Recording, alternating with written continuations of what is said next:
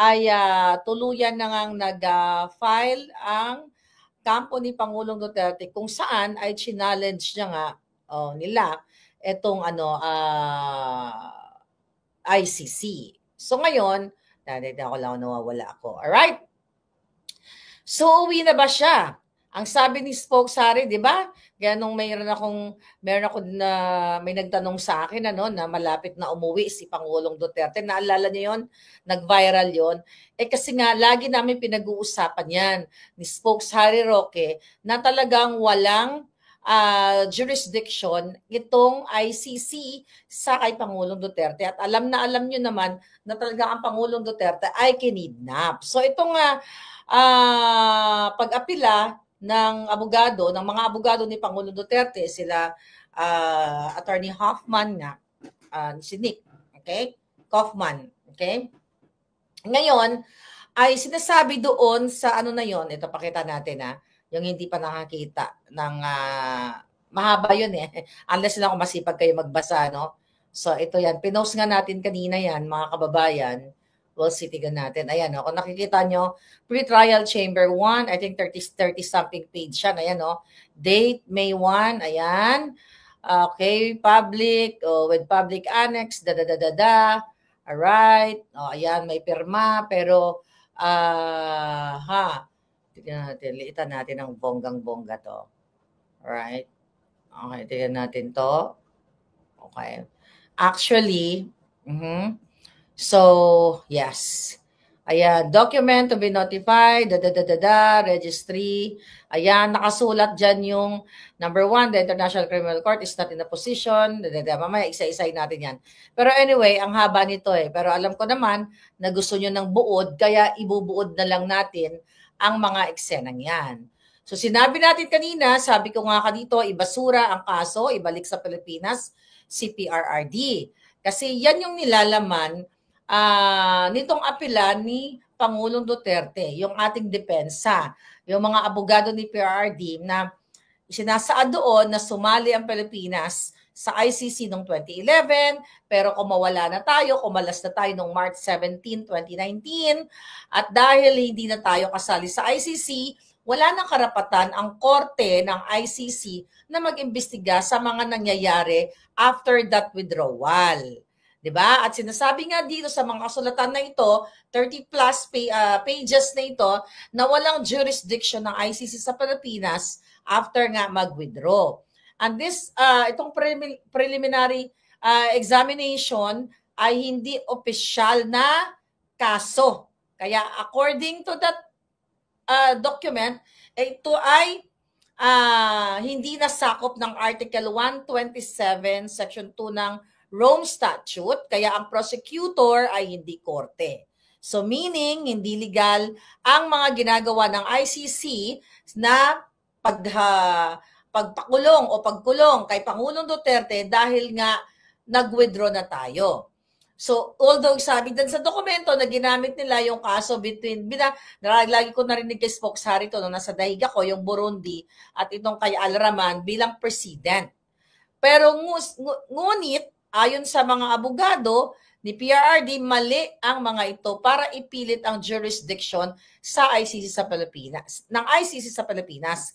Kaya walang karapatang pakialaman ng ICC ang Pilipinas, kaya ang investigasyon ay walang bisa at labag ito sa batas at dapat managot itong si Marcos Jr., si Lisa Tanas, si Torre, lahat ng kumidnap kay Pangulong Duterte. At sabi ko nga kanya sa post ko, dapat ipalit si Bangag dyan sa kanila. Alright? So ngayon, mga kababayan, and let's hope and pray talaga na itong laban ni Pangulong Duterte ay malapit ng matapos at maiuwi at mapanagot itong Bangag na presidente ninyo at ang kanyang asawa. So dapat talaga ma-impeach yan si Bangag dahil kidnapper. Paulit-ulit natin sinasabi dyan na yun na nga, na even before, na talagang tinututulan nga nila yung jurisdiction ng ICC dyan sa atin sa Pilipinas. Kasi nga ito ay sabuatan. 2023, di ba? Paulit-ulit ko sinasabi sa inyo, November 2023, sinasabi ko na itong ICC na ito. Di ba? Sinasabi ko na ito na talagang si Pangulong Duterte at ang mga Duterte at ang kanilang mga kaalyado ay dudurugin or aatakihin ng bangag na administrasyon. At ito na nga, isa-isa na tayo. Andyan si Day Sara, andyan si Cariel Grijaldo, andyan si Pastor Kibuloy, andyan si Marlica, andyan si Harry Roque, andyan si Jason Sa. Di ba? Lahat ng mga vloggers o yung mga reporter na hindi sang-ayon sa kanila ay pinatatahimik talaga tayo. Kaya naman, mga kababayan, paulit-ulit na sinasabi ng mga abogado, excuse me, ang mga abogado, spokesari, at itong si Nick Kaufman, na talagang wala na silang jurisdiction dyan. Dahil kumalas na nga tayo, paulit-ulit na lang. Di ba? Kaya, nung time na tayo ay miyembro, okay, nag-start yung ICC, mga kababayan, yung prosecutor nila, dun nga sa binabanggit na preliminary examination, noong 2018. Pero nung September 2021, mga kababayan, inapprove ng ICC 2021 ang formal investigation patungkol nga dito sa binibintang nila kay Pangulong Duterte na war on drugs. Pero sabi ng lawyer at sinabi ni Spokesari ilang beses na lahat ng mga investigation nila, preliminary investigation, ay wala na pong visa. Wala nang kwenta. Kasi nga hindi na nga member eh. Ang Pilipinas 2021 sila nag-start, 'di ba, ng investigation. So meaning, mga kababayan, wala nang jurisdiction ng ICC after what? After magkalas, March 17, 2019. Hindi na maaring mag-investigate ang mga yawa. Alright? Kaya lang naman napunta sa Pangulong Duterte dyan ay kinidnap nga ng mga bangag. Kaya maling-mali ang pagkakaintindi ng ICC based on that document na sinabit natin na ang pagkakaintindi na doon sa Article 127 Rome Statute na yon. Kasi wala na nga tayo eh. Kaya dapat makauwi na yung Pangulong Duterte.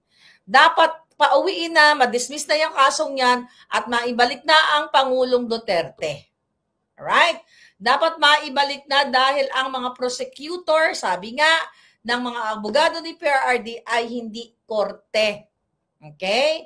Dahil wala na po sila sa jurisdiction. Kaya paulit-ulit, nagsakit-sakit na ang mga, lalamunan natin dito sa kasasat-sat dito, mga kababayan, ito ay malinaw na pangidnap talaga ng sa ating Pangulo. Ngayon, mga kababayan, so ano gagawin natin? Diba? Kaya hinihingi ng ating mga abogado na ito ay ibasura na. Ibasura na itong pretrial chamber na ito, right? Ano yun? Ay ibasura na dahil zero jurisdiction na ang mga bangag. Diba? Zero jurisdiction na ang ang mga bangag na pinakidnap ng mga bangag na Marcos at zero jurisdiction na itong mga taga-ICC na mga abogado. I hope hindi sila bangag at madedesisyon ito ng tama at mapaboran ang ating Pangulong Duterte para matapos na itong adyutahan ng mga bangag na ito at para ipakita natin sa international, sa buong pangkalahatan na itong ICC na ito ay umabuso sa kanilang kapangyarihan. At talagang maraming pag-aabuso. Nakita nyo naman, di ba? Nakinidnap talaga ang Pangulong Duterte. So ngayon, mga kababayan, excited na ba kayo na umuwi ang ating Pangulong Duterte? Ngayon nakikita nyo, di ba? Lahat ng paninikil, pasisikil, lahat ng mga diversionary na ginagawa sa atin, sa inyo dyan, kaso dito, kaso doon, talagang makikita mo na ang mga bangag na ito, wala silang gagawin, kundi pupunteryahin tayong lahat. Okay? Harap-harapan ang magnanakaw na Marcos na ito, nakahapon, nag-vlog tayo yung 350 na toneladang ginto na transaksyon nila sa Hong Kong na ngayon ay iniimbestigahan na. Okay? Ng Hong Kong police, okay? Ng Hong Kong government na kung saan, mga kababayan, itong pagnanakaw na ito ng mga bangag, alright? Tingnan natin mga ano dito ha.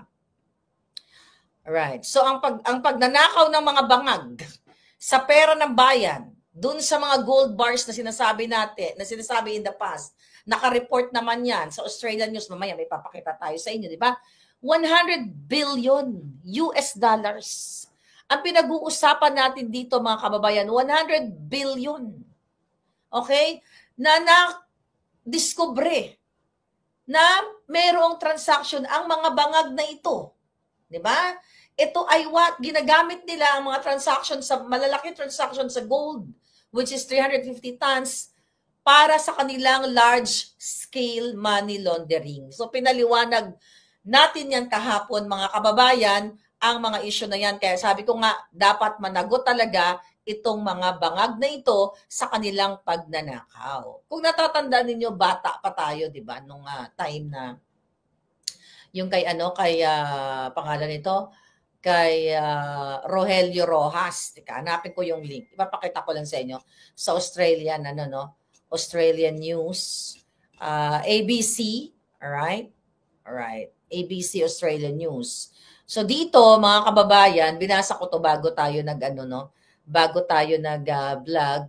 Alright, tingnan natin ang news, Australian News. Nasa na yun? Yamashita. Ito ba yun? This is the Yamashita. Oh, Yamashita Gold. Alright, here we go. Yamashita. Alright. Hindi ito natatapos, itong Yamashita Treasure na ito. Nakakaloka, di ba? So, here we go. So, ito yung Yamashita. Sana okay, ito. This is the one. Alright. Ito, hindi yan. Yan. Ito yung Yamashita. No, another one. Okay. Another one. Okay. Tingnan natin to. Yamashita Treasure. Asan yung Yamashita Treasure na yan? Okay. Tignan natin ang Yamashita Treasure. Yamashita Saga. Nawala na yung Yamashita. Gold was national obsession. Okay, there we go. Wala na yung Yamashita. Anyway, mga kababayan. Okay. Ano to? Breaking news. Pati dito sa Australia. Ayan, pati dito sa Australia. Balitang magnanakaw ang mga Marcos. Alright. Okay, mga palangga. Here we go. So, dito mga kababayan, hinanap ko lang yung article, Where's that article? Okay. Here's the article. Okay. So, dyan sa Australian news, mga kababayan, ay ipinakita dito, alright? Okay, Australian news, where is that? Alright, here we go. Basahin ko na lang itong Australian news. Okay, ayan. So ngayon, sa ABC News, meron silang article noong August 20, 2022. Ngayon, ito yung patungkol nga dito, di ba, na nahukay ni Rogelio Rojas na Golden Buddha. Okay? Golden Buddha, mga kababayan, na kung saan yung ulo natatanggal, yung gintong Buddha, tapos yung ulo no natatanggal, di ba? Natatanggal yung ulo niya at mayroong mga ginto sa loob. Naalala niyo yung balitang yan? 1971 yan, pero hindi pa tayo pinapanganak. Hindi pa tayo pinapanganak noong 1971, mga palangga, ay nakahukay itong si Rogelio Rojas ng Yamashita Treasure. Ito nga yung Golden Buddha. So ngayon, yung part ng mga golden ng mga ginto doon sa loob, yung iba doon na benta niya eh. 'Di ba? Nabasa ko kanina doon sa article, madami tayong nabasa article. Pero nung nalaman ng bangag, ng tatay ni bangag, ni Marcos Sr., mga kababayan, ay what? Kinuha nila ang Golden Buddha. 'Di ba? Ang kinuha at ikinulong pa etong si Rogelio Rojas. Ngayon, mga kababayan, ang nangyari pa doon ay pinakulong. Tapos nung after wala na ang mga Marcos, ang mga bangag sa poder, ay nag-file ng case ang pamilya ni Rogelio Rojas sa Hawaii. Okay? Ito. Nag-file ng case para sa danyos. Ito, nakalagay dito, Hawaii case, in 1996, di ba, sa court ng Hawaii ay naglabas ng desisyon pabor doon sa family ni Rogelio Rojas na kung saan ay inuutusan o inaatasan ang mga bangag na magbayad ng 13 million bilang danyos. Di ba? 13 million US dollars ito bilang danyos mga kababayan dahil sa pangbubog 13 million plus 13 million danyos and another 6 million, I think total of 19 million US dollars, but back in 1996, di ba? 1996 yun. So if you talk about 13 million lang, pag kinumpute mo 20 something years ago, 29 years ago, I think, di ba magkano na yung 13 million na yon? So maybe nasa 20 plus million US dollars na. Then kapag may interest pa yan, 5%, let's say ilagak mo lang sa bangko yung 13 million na yan, baka aabot pa ng 50 million US dollars. You know, we're talking dollars dito. Nakita nyo, di ba, sa mga interview ni Imelda Marcos in the past, na talagang inamin niya na yung kanila daw mga, yung kanilang bahay, di ba, punong-puno ng ginto. Remember that kay Pinky na yan? Winnie Monsod, na mayroong ginto sa ilalim. Kaya nga sabi ni Winnie Monsod o sino yun? Winnie Monsod, I think, di ba? Buti hindi daw bumagsak yung bahay nila. Kaya nga si Abi ni Imelda, paano naman babagsak yun? Nasa ilalim, nakalibing. So kaya, di ba, marami noon, nung hindi pa naging presidente si Bangag, may sinasabi tayo na, ako lagi kong sinasabi na sana yung gintong yan, yung mga value ng mga gintong yan, ay ibalik sa taong bayan. Kasi ninakaw yan ng Marcos, ng mga bangag. Okay? Dahil nga, abogado si Marcos Sr. noon, di ba, ang sabi, yun ay binabayad sa kanya, ako pinaniwalaan ko yan noon na binabayad sa kanya yung mga ginto-ginto na yan, pero binalikan ko yung kwento ni Rogelio Rojas kasi hindi ko natakil yan. No? So binasa natin ang kwento ni Rogelio Rojas sa talagang nakahukay siya ng Golden Buddha at pinahuli siya. Okay? Ng Marcos Sr. Pinahuli, kinuha sa kanya yung Buddha, nakalagay yan sa korte ng Hawaii dito sa Amerika. Mga kababayan, binawi, binugbog. Kaya nga nabigyan siya ng award. Yung pamilya ni Rogelio Rojas, kasi namatay na siya, di ba? 1993, I believe, namatay na siya. So ngayon, noong 1996, ay pinagbabayad itong mga bangag na ito. But syempre, ayaw talaga nila magbayad at hanggang ngayon, mga kababayan, yung case na yan is open. Hindi pa rin nagbabayad yung mga bangag at inilalaban yan ng anak ni Rogelio Rojas. May nag-message niya kanina sa akin, nakakilala daw niya si Miss Jenna Rojas, na kung saan ay nandito sa Amerika. So up to this day, talagang inilalaban yan ng pamilya ng mga Rojas para makuha nila yung mga danyos na sa pagbubugbog ng mga military, ng mga tauhan ni Marcos Sr. at yung mismong kinuha nilang kayamanan. Kasi ang Buddha is nasa 1 tonelada ang timbang based dun sa report. Pero tignan mo na, if you compare the 350 tons, di ba? 350 tons dyan sa Hong Kong, di ba? Isang parang tinga lang. You compare 350 tons to 1 ton, right? So ngayon, kaya nga nasaan ang ginto? Di ba? Kung babalikan nyo yung mga report, yung mga articles, pinalitan ni Marcos Sr. yun yung ginto. Pinalitan niya. Pinalitan niya yung Buddha.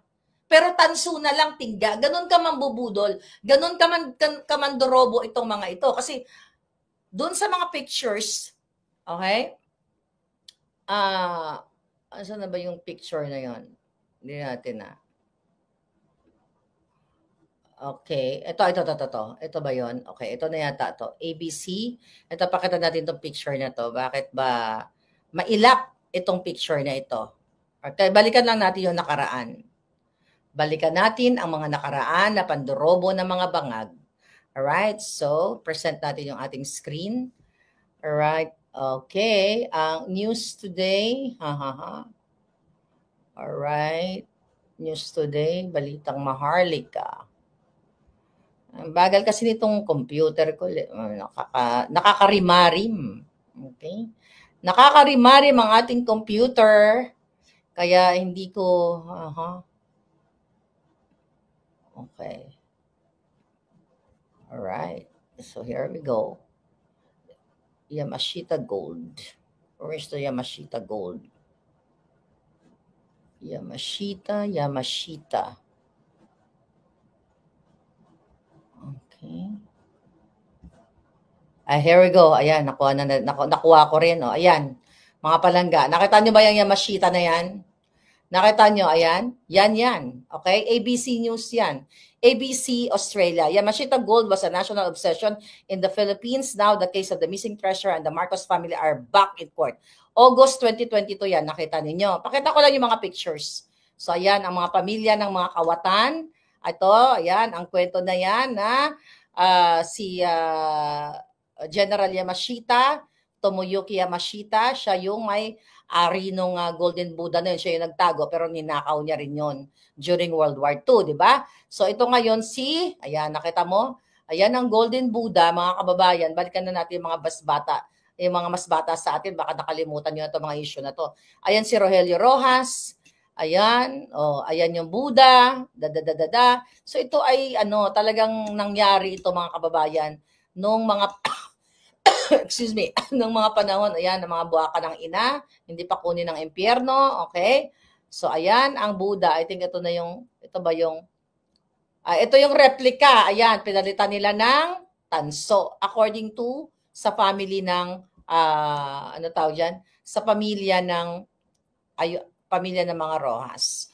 So, ngayon, mga kababayan, ayan, pinakita natin sa inyo na yung Golden Buddha na yan, ay isa lamang tinga if you compare to 350 tons na sinasabi dito. Pero ito ang makikita mo na ang mga bangag, ang mga Marcos talaga ay what? Sila ay walang habas. 'Di ba? Walang kasawa-sawa, walang kapaguran, sobrang ganid ang kanilang paglalapastanganan o pagnanakaw dito sa kaban ng bayan at syempre sa mga assets, 'di ba, ng mga tao, nakatulad na lamang nitong Golden Buddha na ito na hanggang ngayon inilalaban pa rin ng pamilya ni Rojas. Walang kapaguran itong bangag na ito dahil may kaso pa nga si bangag, 'di ba, sa Hawaii? 'Di ba? Contempt of court, dalawa sila iniimenda, $354 million din ang pinapabayad sa kanila at hindi pa rin nila binabayaran yan eh. Hindi ka siya makakaapak dito sa Amerika kung hindi siya naging presidente. Di ba? Naalala niyo yung, yun eh, report yan eh. Hindi yan fake news, mga kababayan. Kaya itong bangag na ito, itong Marcos na ito, talagang dapat tapusin na yung history nila sa politika ng Pilipinas. Dahil sa kasalukuyan, marami silang pinahirapan. Hindi ko nga alam kung nasaan na yung mga dilawan na yan na nagrereklamo na sila daw ay mga human rights victim. Di ba? Kaya nga yung 354 million na yon na pinapabayad ng korte ng Hawaii ay doon sana mapupunta dito sa mga human rights victim na ito. Pero ngayon, wala nang human rights victim ang mga Marcos na mga dilawan. Di ba? Kasi tumahimik na sila eh. Magkakasabot na sila yung mga maiingay, sila De Lima, sila Matching, sila Ontiveros, lahat yung mga yan. Sila nga dati ang maingay na maingay patungkol dito sa mga human rights violation nitong mga bangag na ito. Pero ngayon, itong mga biktima na ito, iba nagkandamatay na, ito ngayon ang bagong pag-aabuso o pag-violate ng ating karapatang pantao sa katauhan ni Marcos ni Bangag Sr. Ang paggigipit sa atin, paggigipit, pangsusupil, pananakot, pagpapile ng mga kung anong mga kaso, fabricated crime, yan mga inciting na yan. Then si Spokes Harry, di ba? Pinailan din ng kaso. Mamaya pag-usapan natin si Spokes Harry, mga kababayan. Kitang-kita na natin, huwag na tayong magpabudol muli. Ang pinag-uusapan natin dito, decision po ito ng korte. Yung tungkol kay Golden Buddha, kay Rogelio Rojas. 1996, di ba? Paulit-ulit na natin ito, ang mga Buddha na ito, itong mga gold na ito, na talagang pinaburan, doon kanina nakita nyo sa article, na inutusan actually ng jury, itong mga bangag na ito na magbayad ng $20 billion 1996, dapat 22 billion. Kaso lang, later on ay binawasan na lang nila at naging 13 million na lang doon nga sa actual damages. and then another 6 million doon sa pang-torture, pang nanakit nila dito kay Rogelio Rojas, mga kababayan. Kaya habang ang mga pamilyang ginigipit, katulad ni Rojas at kanyang anak na si Jenna, 'di ba? Na talagang pinalalaban nila na maibalik ang kanilang kayamanan dahil yung tatay niya nakahukay, 'di ba? Imagine niyo, ganun po talaga, meron talagang history ng panggigipit, panon-nurture itong mga bangag na ito. Kaya no wonder, balikan natin ang journalist na si Ka Percy. Una yang ginurgur sa panahon ng mga bangag. Si Golden Buddha, si Rogelio Rojas ay binugbog, tinorture din nung panahon ng Marcos Sr. dahil nga ninakaw, inagaw sa kanya itong Golden Buddha na ito. So ganon kalupit ang mga pamilyang ito na dapat matapos na. Di ba? May report pa na pinilit na magpirma si Rogelio Rojas ng affidavit, pinilit ng mga bangag noon ng panahon ni Marcos para ilabas sa picture o para kunwari walang kinalaman itong si Marcos Sr. sa pagdukot ng Golden Buddha at pananakit o pagpapakulong dito kay Rogelio Rojas na ito, mga kababayan. So kitang-kita ninyo na dapat talaga ay tapusin na natin sa mundo ng politika, mga kababayan, itong mga bangag na ito. Tapusin na natin ito dahil kung hindi nyo ito tatapusin hanggang sa kanununuan, hanggang sa kapu-apuhan, ang mga magwawagi pa rin, ang makikinabang sa perang ito ay ang mga kapu-apuhan ng mga bangag. Kaya dapat tapusin na sila sa politika. Kaya never again. No more Marcos. Marcos, never again. Huwag, kahit nasabi nga, kahit itinaas ni Inday ang kamay niya, huwag na huwag niyong iboto ang mga bangag na ito. Magkakapatid ito. Magpapamilya.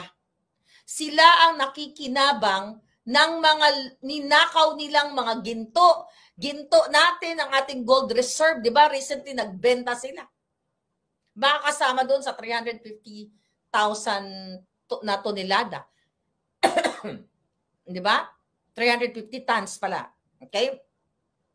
Baka kasama doon, 350 tons. Okay? Not 1,000. So nakita nyo, sila lang nakikinabang, hindi sila nabubusog. Dahil tayo ay nagsasalita, nagingiwi-ngiwi, bangag-bangag, si Spokes Harry Roque, mga kababayan, ay gustong ipakansila ang kanyang passport ng bangag administration. Recently may ulat, okay? Na ipapakancel daw nila itong passport ni, DOJ. ICE passport cancellation for Harry Roque once arrest warrant is out. Okay?